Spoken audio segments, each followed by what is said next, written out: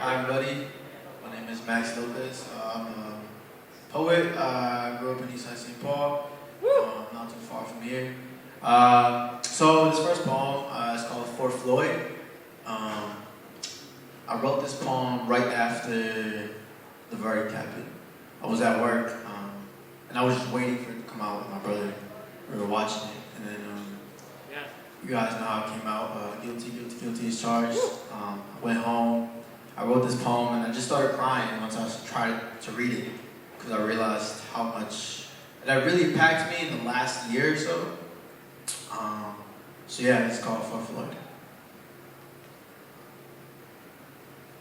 On the 6th and 9th of August of 1945, the United States detonated 2 nuclear atomic bombs over the cities of Hiroshima and Nagasaki. The 2 bombs killed between 129 and 226,000 people, most of whom were civilians.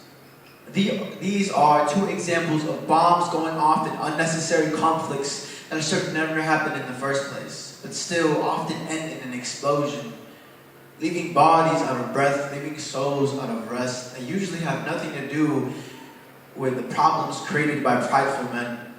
Today, I waited anxiously for the verdict to come out of the Derek Chauvin trial, expecting another bomb to detonate on the streets. I thought for the rest of the day, buildings would become campfires. I thought people would burn all the peace they had left inside of them and use it as fuel, as carbon dioxide, join injustice in the air and held hands on the streets as usual, where people sang chants and roared into the river of blood that rushed to the heated veins of every agonized family. I almost already heard the chants that echoed into the clouds that were ready to cover the sun's eyes in order to leave her from seeing the bomb detonated that she'd already seen too many times on Mother Earth.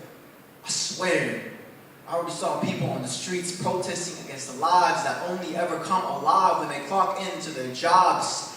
The damn creative of my courage was short on the material often used called my hope, so the gallons and gallons of tears were ready to completely destroy the whole blockade and turn my face into a waterfall.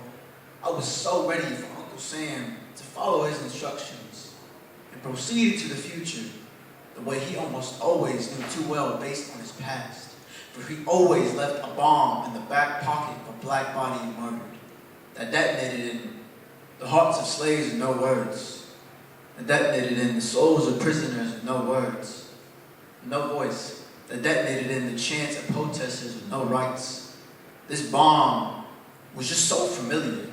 It was as if he already got in touch with the city and they were planning to take over the future of the twin cities that would crawl into my nightmares and strangle my reality. But today, the bomb was not detonated. The people gathered in solidarity, happy to see accountability in the air, even if it's only there for one night. I cried and joined streams of tears flooding into the hearts that pump with an extra breath. I let them breathe for the man who couldn't.